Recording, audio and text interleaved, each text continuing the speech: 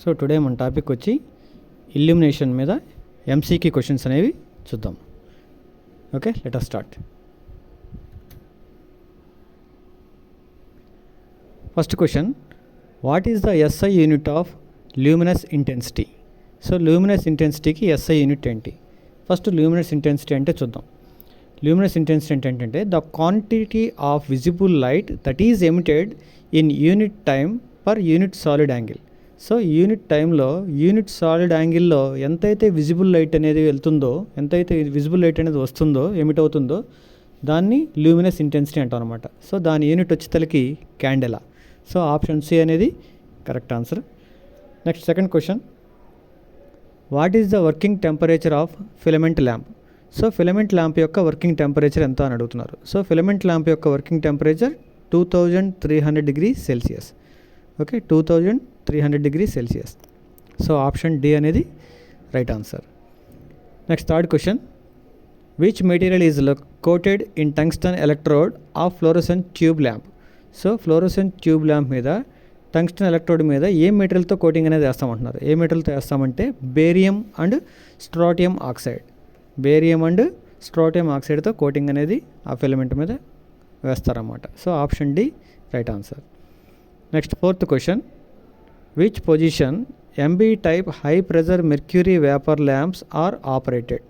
So MB type high pressure mercury vapour lamps అనేవి ఏ పొజిషన్లో ఆపరేట్ చేయొచ్చు? ఫస్ట్ ఎంబీ టైప్ అంటే ఏంటో చూద్దాం. ఎంబీ టైప్ అంటే mercury vapour lamp with bayonet cap అని. సో బయోనెట్ క్యాప్ ల్యాంప్స్ అనేవి ఎనీ పొజిషన్లో ఉపయోగించవచ్చు. సో ఆప్షన్ డి అనేది right answer. Next fifth question, what is the function of leak transformer in high pressure sodium vapour lamp circuit? So leak transformer యొక్క function ఏంటి sodium vapour lamp సర్క్యూట్లో అంటే ఇదేం చేస్తుందంటే ignite the high voltage initially. ఎందుకు ignite చేయాలంటే ఆ రెండు ఎలక్ట్రోడ్స్ మధ్య ఈ అయనైజేషన్ స్టార్ట్ అవ్వాలంటే ఫస్ట్ ఎక్కువ వోల్టేజ్ కావాలి. సో దానికోసం అనేది మనం ఈ లీక్ ట్రాన్స్ఫార్మర్ అనేది ఉపయోగిస్తాం. సో కింద మీకు ఎక్స్ప్లెయిన్ చేసాను చూడండి. It function like overload protection for stabilising the discharge. The transformer used in the above circuit is a leaking transformer for reducing the voltage supply and stabilizing the arc. So ఏం చేస్తుందంటే ఇది ఆ ఆర్క్ని stabilise చేయడానికి కావాల్సిన వోల్టేజ్ని మాత్రమే ఇచ్చి ఆ డిశ్చార్జ్ని స్టార్ట్ చేస్తుంది అనమాట. సో అప్పుడు ఆ ల్యాంప్ అనేది అయనైజేషన్ అయ్యి ఇనిషియల్గా స్టార్ట్ అవుతుంది. సో ఇనిషియల్గా మనకి లీక్ ట్రాన్స్ఫార్మర్ అవసరం కాబట్టి ignite the high voltage initially.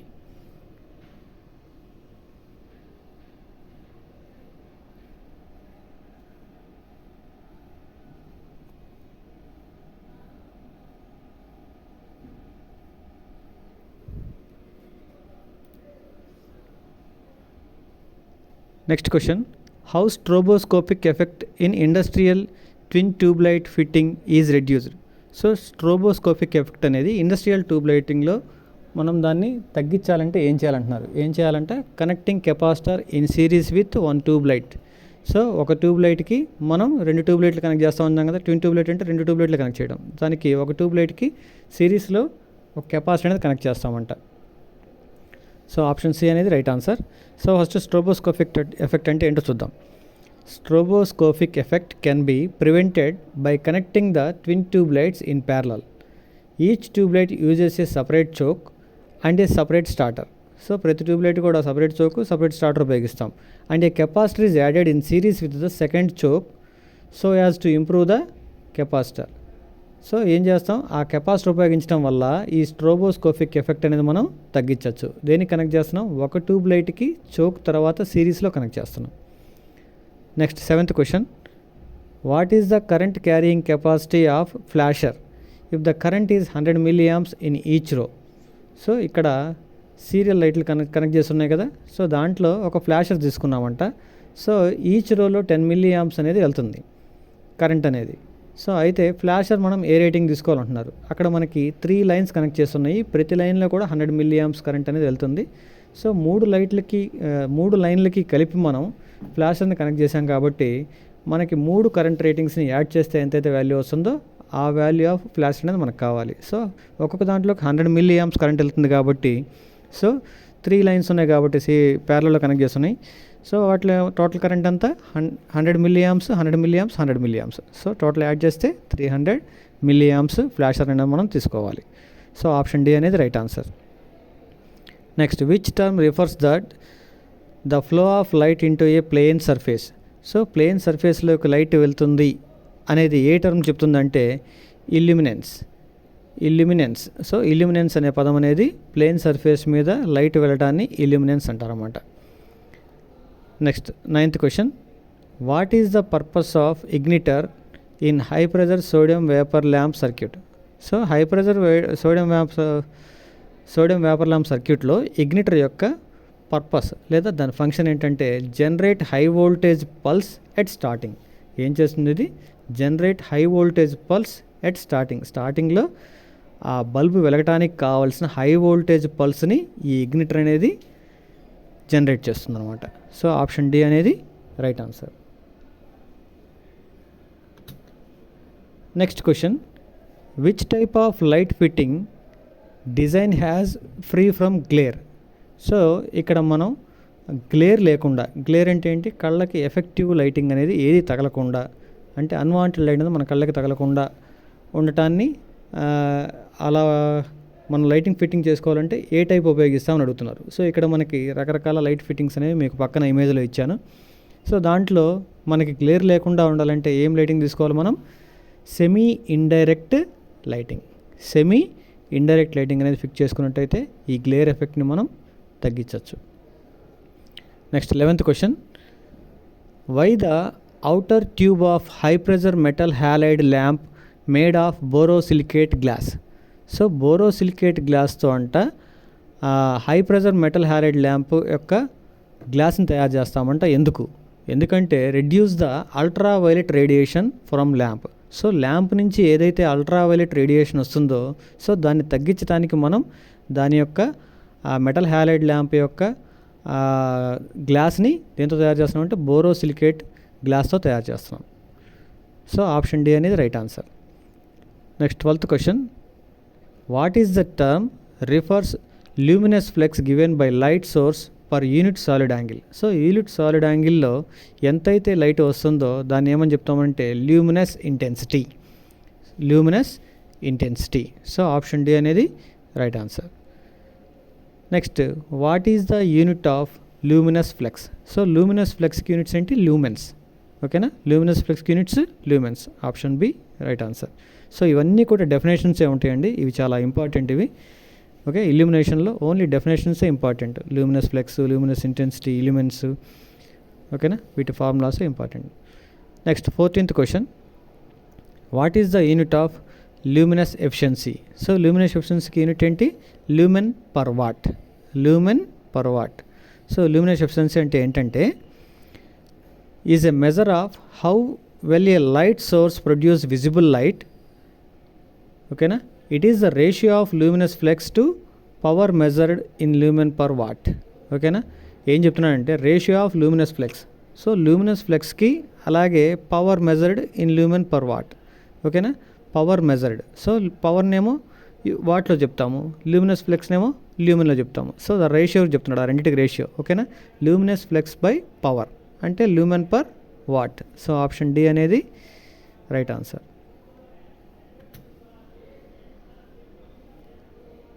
Next question, how the rate of evaporation in vacuum bulb is reduced. So vacuum బల్బ్లో ఈ ఎవాపరేషన్ అనేది ఎలా తగ్గించవచ్చు అంటున్నారు. ఎలా తగ్గించవచ్చు అంటే ఫిల్లింగ్ ఇనర్ట్ గ్యాస్. ఓకేనా, ఏం ఫిల్ చేస్తాం మనం? ఇనర్ట్ గ్యాస్ అనే ఫిల్ చేస్తాం.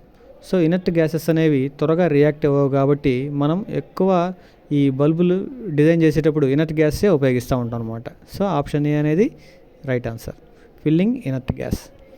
Next 16th question, what is the main advantage of coiled coil lamp. Coiled coil lamp అంటే ఒక కాయిల్ని కాయిల్గా అంటే ఏంది, స్ప్రింగ్ లాగా చుట్టి మళ్ళీ దాన్నే ఇంకో ఫిలమెంట్ లాగా చుడతాం అనమాట. దాన్ని కాయిల్డ్ కాయిల్ ల్యాంప్ అంటారు. సో ఇది ఎందుకు ఉపయోగిస్తామంటే దాని యొక్క మెయిన్ అడ్వాంటేజ్ అంటే హయ్యర్ లైట్ అవుట్పుట్. సో ఎక్కువ అవుట్పుట్ అనేది, లైట్ అనేది ఎక్కువ అవుట్పుట్ వస్తుంది కాబట్టి దాన్ని ఉపయోగిస్తాం. కాయిల్డ్ కాయిల్ ల్యాంప్ అనేది ఉపయోగిస్తాం అనమాట హయ్యర్ లైట్ కోసం. సో ఆప్షన్ బి అనేది right answer. Next 17th question, what is the name of the reflector? So ఇక్కడ మనకి పక్కన ఇమేజ్లో ఒక రిఫ్లెక్టర్ ఉంది కదా, అది ఏ షేప్లో ఉంది? పారాబోలిక్ షేప్లో ఉంది. కాబట్టి ఇది ఏ reflector? Parabolic type reflector. So option C అనేది right answer. Next, what is the name of the light? So అక్కడ ఒక లైట్ చూపిస్తున్నారు కదా, ఆ లైట్ ఏంటంటే స్పాట్ లైట్. అంటే ఏంటి? ఆ లైటింగ్ అంతా కూడా ఒక పర్టికులర్ ఏరియాలో మాత్రమే పడుతుంది. సో దాన్ని ఏమంటాం? స్పాట్ లైట్ అంటాం. సో ఆప్షన్ ఏ అనేది right answer. Next, which device provides ignition voltage and act as a choke in a HPSV lamp? HPSV lamp అంటే high pressure sodium vapour lamp. So దీంట్లో మనం ఏం ఉపయోగిస్తామంట? Device provides ignition voltage. So ignition voltage ఇవ్వడానికి choke లాగా పనిచేసేది ఏంటంటే ఇక్కడ leak transformer. So option C అనేది correct answer. So ignition voltage ఇవ్వడానికి చోక్ లాగా పనిచేసేది ఏంటి? ఇక్కడ లీక్ ట్రాన్స్ఫార్మర్ అనేది ఉపయోగిస్తాం హెచ్పిఎస్వి ల్యాంప్లో.